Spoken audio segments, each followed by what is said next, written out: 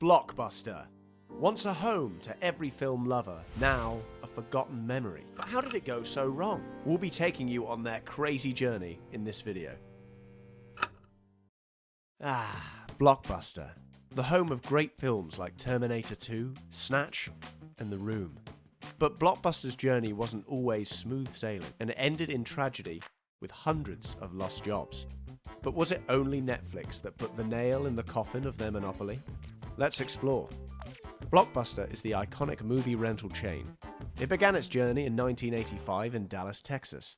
It was founded by David Cook, who leveraged his experience in computer software to innovate in the video rental industry. Blockbuster distinguished itself from its competitors by offering a significantly larger selection of movies, with more than 8,000 titles in each store. This vast selection was unheard of at the time and contributed to its rapid growth and popularity. Wow! Wow! Wow! What a difference!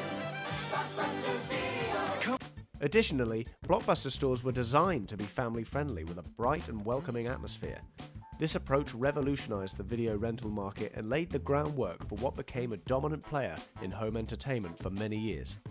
One of Blockbuster's most memorable and interesting ad campaigns was the No Late Fees campaign, launched in 2005.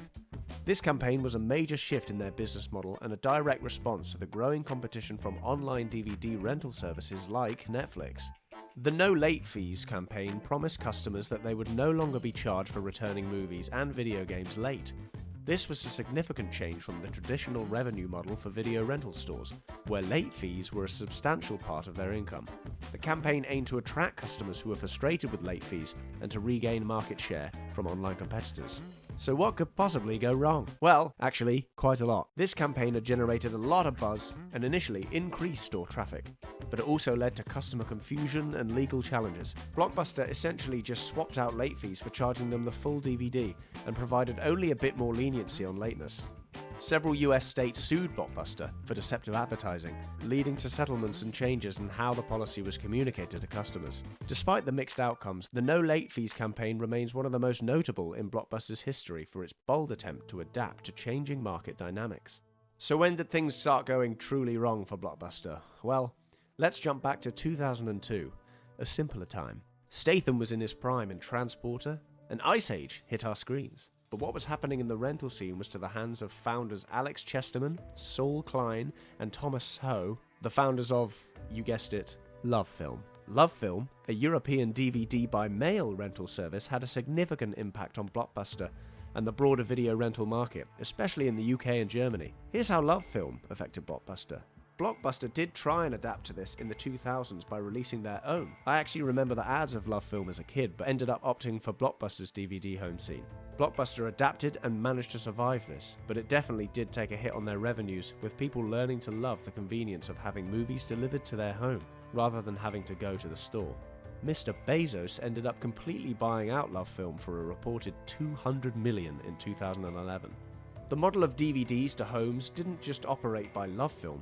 Netflix started this model in the US, but relatively quickly shifted the focus to streaming. But we'll get more into Netflix shortly. At this time, Blockbuster was starting to face some financial difficulties as the thousands progressed.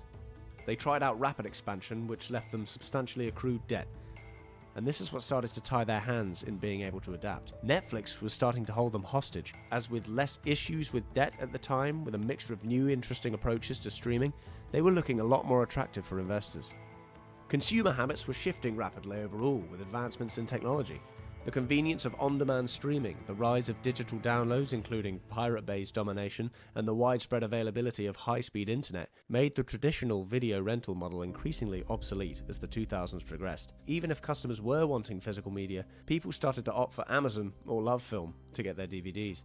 It was unfortunately as simple as that for why Blockbuster was losing out. I mean, let's face it, we all started to move to pirating MP4s and started to get our DVDs delivered.